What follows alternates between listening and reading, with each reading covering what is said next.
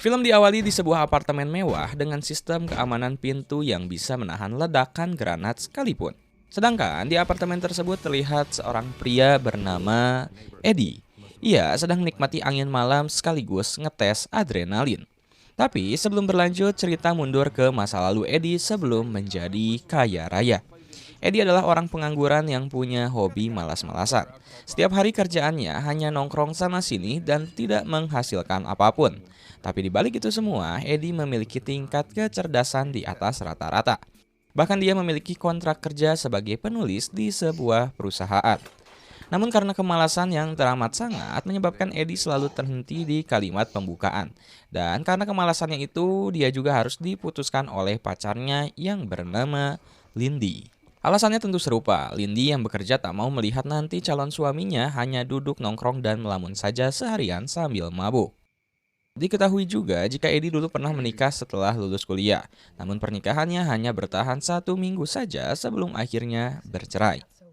Setelah putus dan keluar dari warteg tadi, di jalan Eddie bertemu dengan seorang pria bernama Vernon. Dia adalah kakak dari mantan istrinya dulu. Lantas, karena sudah berabad-abad lamanya mereka tak bertemu, maka Vernon mengajak Eddie untuk minum susu murni di langganannya. Ketika sedang asik ngobrol, Vernon yang tahu jika Eddie sedang membutuhkan uang, maka dia memberikan sebuah pil unik untuk membantu mood Eddie naik. Pasalnya, Eddie sempat bilang pada Vernon jika moodnya selalu terganggu, sehingga dia tidak menyelesaikan bukunya. Awalnya Eddie menolak pil tersebut karena tak mau kecanduan. Namun ketika Vernon menyebut harganya adalah 800.000 dolar, Eddie pun menjadi tertarik. Bahkan Vernon pun menawarinya jika pil itu Eddie sukai. Diketahui juga jika obat tersebut bisa merangsang otak manusia, hingga yang biasanya manusia pakai 20% kapasitas otak, dengan pil ini si pemakai akan bisa memanfaatkan otaknya hingga 100%.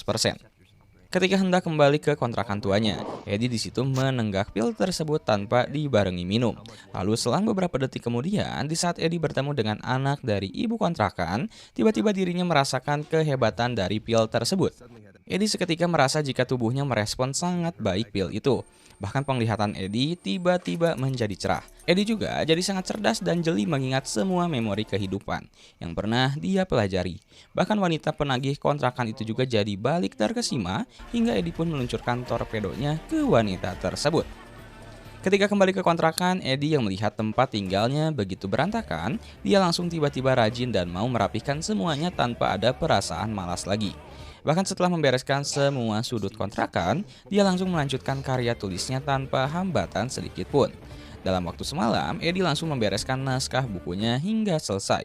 Tapi selesai menutup matanya di tempat tidur, efek pil itu segera hilang. Sehingga ketika dia mulai tersadar, kemalasannya muncul kembali. Namun hal semalam tidaklah menjadi sia-sia, karena Eddie telah menyelesaikan naskah buku hingga diberikan kepada perusahaannya. Setelah kembali ke rumah lagi, Eddie mendapatkan telepon dari manajernya. Dia mengatakan jika karya tulisnya sangatlah brilian. Lalu Eddie pun berhasil sampai sini. Tak sampai situ, Eddie langsung mendatangi tempat Vernon lagi. Setelah dibawa masuk, Vernon pun menjelaskan jika obat tersebut masih dalam tahap pengembangan, alias masih diuji coba. Bahkan itu termasuk obat terlarang. Dan karena pabriknya harus sembunyi-sembunyi dalam mengedarkan, maka tak aneh jika harganya juga cukup fantastis. Namun Eddie tetap menginginkan mendapat hidayahnya kembali, sehingga Vernon pun memberikan syarat, yakni menjadi pesuruh Vernon yang baru. Mulai dari mengambil laundryannya hingga memasakkan sarapan untuk Vernon. Tapi cerita justru berbeda dengan yang diharapkan. Di suatu ketika, Eddie melihat apartemen Vernon sudah berantakan dan mendapatkan Vernon telah mati terbantai. Sempat Eddie juga berduka dan panik di sana, bila mana pembunuhnya masih ada di sana. Tapi Eddie tak mau kehilangan kesempatan. Pertama, dia menelpon polisi atas kejadian yang menimpa mantan kakak iparnya itu. Kemudian dia lanjut untuk mencari di mana pil-pil yang dinamakan NZT48 itu Vernon simpan. Karena itu akan menjadi barang yang sangat menguntungkan bagi Eddie. Setelah dicari ke sana kemari, Eddie lantas menemukan di mana Vernon menyimpan semua pil NZT-nya. Pasalnya, dia bukan hanya menemukan pil yang sangat banyak, tapi juga uang gepokan yang jumlahnya cukup untuk membayar kontrakannya. Tapi tak lama polisi tiba-tiba datang, dia pun tak lepas dimintai kesaksian soal kematian Vernon. Namun beruntung, nasib Eddie sangat bagus hari itu. Dia ditelepon oleh mantan istrinya dan Eddie pun segera dibebaskan. Ketika keluar dari polsek, terlihat Eddie dituturkan oleh sang misterius tak dikenal. Sesampainya di kontrakan tua Eddie, dia pun segera menenggak lagi satu pil untuk dirinya bersenang-senang. Dari situ Eddie pun kembali seperti mendapatkan wahyu dari Tuhan. Dia langsung mengubah gaya hidupnya 180 derajat berbeda. Eddie mulai hidup sehat, mengganti gaya berpakaian, merapihkan rambutnya, hingga menyelesaikan karya-karya tulisnya dalam semalam. Bahkan tadi duga Eddie juga berhasil menamatkan les pianonya dalam waktu 3 hari. Juga menguasai matematika yang diimplementasikannya dalam perjudian. Dan bisa menguasai banyak bahasa dalam waktu yang singkat. Hingga pada satu kesempatan dirinya pergi ke sebuah klub. Lalu Eddie merasa mudah untuk bersosialisasi dengan semua orang, termasuk merayu seorang wanita untuk menyalurkan hasrat torpedonya. Tak sampai situ, dari pil NZT48 itu juga Eddie jadi pandai mendiagnosa sebuah penyakit yang diderita oleh tetangganya. Bahkan memberitahu obat yang tepat untuk penyakit tersebut. Ditambah lagi, Eddie menjadi pintar berinteraksi dengan orang banyak. Hingga para wanita dan pria pun mengagumi kecerdasan intelektual Eddie. Sanjungan itu tak berhenti hingga seorang pebisnis muda pun tertarik untuk bekerja sama dengan Eddie. Dari situlah kehidupan Eddie juga berubah. Dia banyak mengenal teman baru hingga Eddie diajak liburan ke pantai. Di sana Eddie sangat menikmati masa-masa kejayaan hidupnya itu. Bahkan di suatu kesempatan Eddie ingin memicu adrenalinnya dengan menyemburkan diri dari tebing ke laut. Singkat cerita, ketika Eddie pulang ke rumah, Eddie mulai terpikirkan untuk menambah pundi-pundi kehidupannya lewat investasi saham. Namun, karena kekurangan modal, dia pun berniat untuk meminjam uang pada seorang debt collector yang bernama Gennady. Sebelum berbicara, tentunya Eddie sudah memakai pil dan melihat secara detail seperti apa orang yang Eddie akan hadapi. Singkat cerita, Gennady tertarik dengan strategi keuangan Eddie, sehingga Gennady pun memberikan pinjaman tersebut. Pada keesokan harinya, dia lantas datang ke kantor saham milik seorang temannya. Sebut saja dia Kevin. Lalu saat itu Eddie melakukan hal yang tak biasa. Dia membeli sebuah perusahaan yang pemiliknya baru saja menjadi terdakwa. Sontak, Eddie menjadi sorotan teman-teman kantornya. Setelah kembali ke kontrakan, Eddie ditelepon oleh Kevin. Kevin berkata kalau bos besar Kevin ingin segera bertemu dengannya. Sebut saja dia Carl. Dan Eddie juga berhasil menarik kembali perhatian Lindy. Eddie mengajaknya kencan makan malam bersama. Lindy saat itu dibuat terpukau oleh Eddie yang tiba-tiba bisa berbahasa Italia dengan waiters di sana. Lalu di akhir malam mereka pun balikan lagi. Namun di keesokan harinya, di saat mereka sedang berjalan sambil membaca sebuah berita koran yang membicarakan soal kemajuan Eddie, tiba-tiba seorang pria misterius kembali meneror Eddie, sehingga Eddie pun harus menghindar kala itu. Lanjut, ketika di malam hari, Eddie nampaknya mulai merasakan efek dari pil NZT48. Dia tanpa sadar telah berjalan keluar dari apartemen barunya itu. Lindy juga merasakan ada hal yang aneh. Pada keesokan harinya, jadwal pertemuan Eddie dan Carl pun terjadi. Di sana Eddie sempat di briefing dulu oleh Kelvin agar tak salah ngomong ketika nanti ngobrol dengan Carl. Di saat pertemuan berlangsung, Eddie terlihat begitu menguasai obrolan. Lalu disinilah karir Eddie semakin terbang tinggi karena telah menarik perhatian Carl yang saat itu menjadi salah satu orang terkaya di Amerika. Bahkan Eddie berkesempatan diberikan tumpangan untuk pulang. Setelah turun dari mobil, Eddie tak langsung masuk kontrakan. Dia justru pergi berjalan-jalan karena merasa ingin terus mempelajari sesuatu dan melahap semua makanan. Sehingga dirinya pun sempat hilang kesadaran. Bukan pingsan, melainkan Eddie yang kakinya terus ingin berjalan hingga berpuluh-puluh kilometer. Dia pergi dari tempat satu ke tempat lainnya tanpa sadar jika dia telah berjalan terus-menerus. Hingga saat hendak mengencani seorang gadis yang baru saja dikenalnya, tiba-tiba terlihat orang misterius pun datang lagi dan mengikutinya dari belakang. Setelah itu, Eddie mulai sadar-sadar ketika menjelang terbit matahari. Dirinya tiba-tiba sampai di sebuah tempat dengan kondisi kaki yang sudah kepayahan akibat telah berjalan selama 18 jam. Ketika pulang ke rumah, dia pun langsung terlelap sampai siang hingga Eddie lupa harus mengkaji beberapa kasus keuangan dari Carl. Namun sayang, saat hendak mengambil pilnya, ternyata NZT48 sudah ludes habis dia makan. Lalu Eddie merasa memang harus mengandalkan otaknya sendiri tanpa pil NZT. Tak lama Kevin pun menelpon untuk mengingatkan jika Eddie ada jadwal pertemuan dengan Carl yang akan menentukan jenjang karirnya. Awalnya Eddie beralasan sakit sehingga tak bisa datang di pertemuan besar tersebut. Tapi Kevin memaksanya sehingga Eddie pun mau tidak mau tetap harus datang. Sesampainya di sebuah ruangan, Eddie terlihat sangat tegang karena tak tahu harus berkata apa, apalagi tanpa pil hidayahnya itu. Bahkan hampir terlihat memalukan di hadapan Carl. Di sana juga Eddie sempat melihat sebuah berita TV yang menjelaskan soal pembunuhan seorang wanita yang semalam Eddie telah bersamanya. Karena tekanan yang cukup kuat dan kehilangan pil hidayahnya, lantas Eddie tiba-tiba menuju keluar gedung dan muntah di pinggir jalan. Lalu dia pun kabur dari sana dan kembali ke kontrakan tuanya itu. Kemudian tak lama Eddie mendapatkan telepon dari adik Vernon alias mantan istrinya. Wanita tersebut memberitahu jika Eddie jangan sampai menelan obat-obatan yang diberikan oleh Vernon. Tapi sebagaimana kita tahu jika Eddie sudah menghabiskan berlusin-lusin pil hidayahnya itu. Lalu, Eddie sempat melihat catatan pelanggan Vernon. Lantas, Eddie memutuskan untuk menelponnya satu persatu di sebuah taman. Tapi sayang, dia hanya mendapatkan para pelanggan Vernon telah meninggal karena kehabisan stok pil NZT. Kesialan bertambah di saat salah satu pelanggan Vernon yang ditelepon ternyata adalah si misterius. Bahkan mereka sempat kejar-kejaran karena saling sadar satu sama lain. Beruntungnya Eddie berhasil kabur menaiki taksi. Lantas lanjut untuk bertemu dengan mantan istrinya di sebuah warteg. Ketika bertemu, Eddie sedikit kaget melihat tampilan wajah sang mantan yang terkena penyakit penuaan dini. Tentu saja itu semua adalah efek dari pil NZT sendiri. Mantan Eddie juga memberitahu kalau Eddie ingin berhenti, dia harus mulai dari mengurangi dosis pil tersebut, karena akan lebih baik daripada harus mengalami penuaan dini. Maybe this is a different batch. Setelah selesai dari pertemuan itu, Eddie yang sedang berjalan di sekitar rumahnya tiba-tiba didatangi oleh Gennady. Dia bermaksud untuk menagih hutang yang pernah dipinjam oleh Eddie di awal film. Tapi sayangnya Gennady datang di waktu yang kurang tepat. Sehingga saat Gennady menagih dengan cara sedikit keras, Eddie menjatuhkan pil hidayahnya sebelum sempat dia tenggak. Sehingga Gennady yang melihat pil tersebut dengan tanpa berdosa langsung menelannya. Di situ Gennady yang sempat menunggu, Eddie mencairkan uangnya berkata, "Ini barang yang sangat bagus." Lalu Gennady pun pergi. Sementara keadaan tubuh Eddie semakin lama semakin pucat, layaknya seorang yang akan meninggal, lantas ia pun pergi ke kantor Lindy. Di sana Eddie langsung terjatuh dan memberitahu semuanya kepada Lindy. Tapi karena waktu terus berjalan, Lindy yang sangat sayang pada Eddie, lantas berniat untuk mengambilkan pil NZT-nya. Diberitahu juga jika pil itu disimpan di apartemen Lindy. Ketika telah mengambil obat tersebut, tiba-tiba Eddie ditelepon jika Lindy dikejar oleh si misterius. Sampai terjadi kejar-kejaran di sana. Namun Lindy berhasil kabur saat si misterius harus baku hantam dengan dua orang asing yang membela Lindy.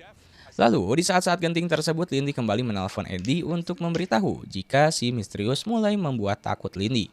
Dan tak pikir panjang, Eddie menyuruh Lindy untuk menelan pil hidayah itu dan menunggu 30 detik sampai pil tersebut bereaksi.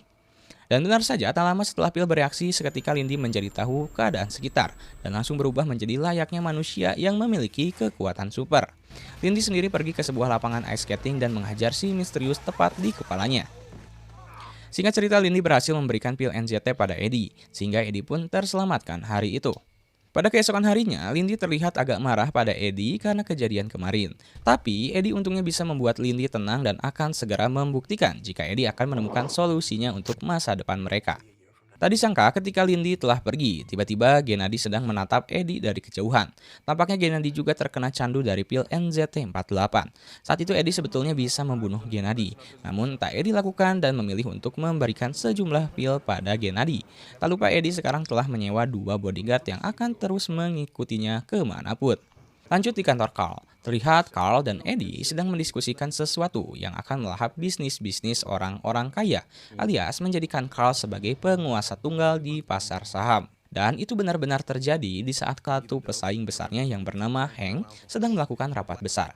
Setelah rapat selesai, Carl merasa jika Eddie mungkin akan berpikiran untuk lepas dari Carl dan membuat perusahaan besarnya sendiri. Sehingga Carl memberikan sebuah fasilitas kredit yang bisa membeli apapun sesuka Eddie.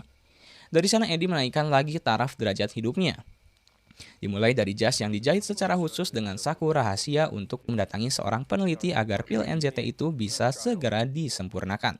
Sehingga nantinya Eddie tak perlu khawatir akan efek samping yang ada. Di sisi lain, tiba-tiba seorang detektif kepolisian tiba-tiba mendatangi Eddie karena dicurigai telah membunuh wanita yang sempat dia nikmati pada pertengahan film. Alih-alih tidak ingin terus kabur, Eddie langsung menyewa seorang pengacara terbaik di New York. Sehingga hanya dalam kedipan mata Eddie berhasil lolos dari dakwaan. Singkat cerita, Eddie pun membeli sebuah apartemen mewah senilai 8,5 juta dolar, lengkap dengan bunker dan pintu baja yang tak bisa ditembus. Dan seperti biasa, Gennady datang untuk meminta 20 butir pil lagi. Gennady juga mengancam jika dirinya akan membuat Carl dan seluruh circle orang terkaya tahu jika Eddie sedang terkena kasus pembunuhan. Scene masih berlanjut di mana rapat pemindahan kekuasaan perusahaan Hank pada Carl akan diadakan. Namun Hank ternyata tak juga datang. Kemudian tak lama justru istri Hank lah yang tiba di kantor Carl dan menyebutkan jika Hank terkena serangan penyakit yang membuat Hank harus dilarikan ke rumah sakit. Lalu menyerahkan semua keputusannya pada Carl. Lanjut, ketika di lobi gedung, Eddie yang mengantar istri Hank sampai masuk mobil melihat lagi si misterius. Tapi kali ini berbeda, pria tersebut ternyata seorang bodyguard Hank. Sementara itu, Eddie juga terlihat mulai menyimpan perhatian pada dugaan kasus pembunuhannya, bahkan sampai difoto untuk perbandingan dengan orang-orang lainnya. Dan Eddie juga sempat untuk menitipkan jas khususnya pada sang pengacara. Setelahnya Eddie pun kembali ke kantor Carl, dan sial, Eddie lupa untuk meminum pil hidayah sehingga dia langsung pergi ke toilet. Tapi hal tak terduga terjadi. Pil yang biasa disimpan oleh Eddie tiba-tiba menghilang dari jasnya. Tentu dia langsung mengira jika pengacaranya telah mengambil pil tersebut. Bahkan ketika kembali, Carl jadi kesal pada Eddie karena merasa dihianati dalam bisnis mereka. Tak lama dari situ, tiba-tiba mereka mendapatkan sebuah kotak yang berisi kedua tangan dari bodyguard Carl.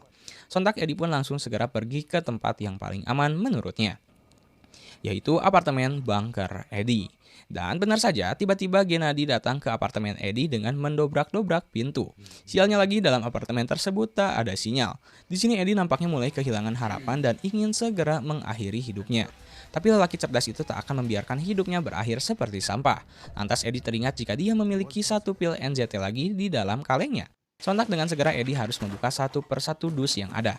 Ketika telah menemukan, sayangnya dia panik karena melihat Gennady bersama dua bodyguardnya telah berhasil menjebol pintu apartemen. Pil tersebut pun harus punah jatuh ke sebuah saluran, sehingga Eddie pun tertangkap dan tidak bisa berkutik. Sedangkan Gennady terus-menerus menanyai di mana Eddie menyimpan sisa pil yang ada. Sementara anak buah Gennady disuruh untuk membuka sebuah berangkas uang milik Eddie menggunakan gerinda.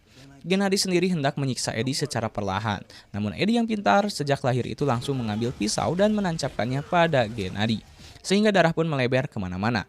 Di situ Eddie sadar jika darah tersebut telah mengandung pil NZT, sehingga dengan gilanya Eddie mau meminumnya. 30 detik kemudian berubahlah Eddie menjadi Power Ranger. Dia langsung menyerang dua bodyguard Gennady hingga mereka pun tewas.